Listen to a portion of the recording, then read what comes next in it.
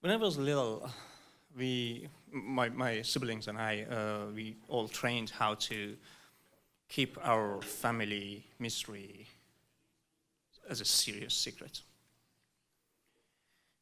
We have been taught how to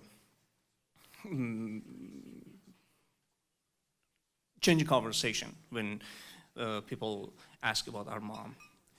Not telling the truth, but not telling lies at the same time. To be sure, all could keep this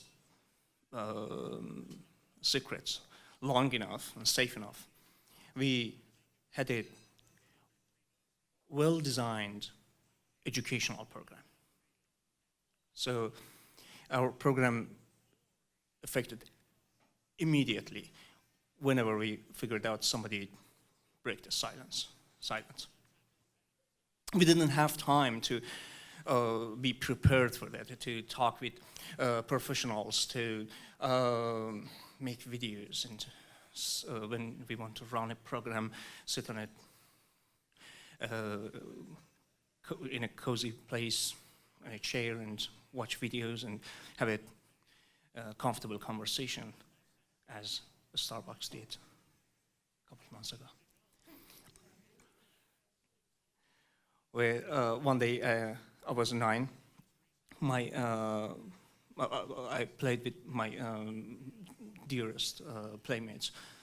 After joyful hours, he left. My brother invited me to his room. He directly and clearly explained to me what word I couldn't use in front of a stranger. And the main part of that session was everybody around us is a stranger and we are not safe. Years later, I came to United States. For those years and until now, we could keep this secret safe and be silent about the years that 5 years that my mom was in prison. Nobody, most of our close friends of those years, neighbors, playmates, still don't know that happened to us.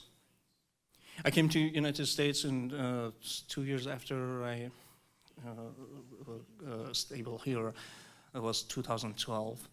I felt safe. I thought, I'm in a land of opportunity.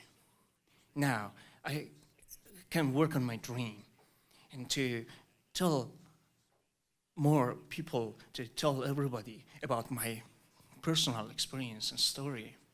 And I try to do research and to hear more stories and to figure out how I can put all these pieces that I have in my mind and it's written part of an anonymous name together as a memoir. While I was doing that for 5 years, I was talking about that with my mom. One day, with excitement, I told her, Mom, you know that I was working on my story. It was a good sign to keep talking. I told her, yeah, and it was going to be ended, to be published. You want to publish your story for real audiences? Well, yes, of course. I was waiting for her to ask me more questions. What the title? Where does it start? Where does it end? She said, do you want to publish it under your own real name? The sound in my head said, what kind of name you want me to choose to tell my own personal story? But I didn't say anything. Later, she directly told me how selfish you are. This is not just your story. This is our family mystery. And you want to, you just choose to, decided to publish it. But for these years that I was working on my story, I assumed that I'm in a land of separation.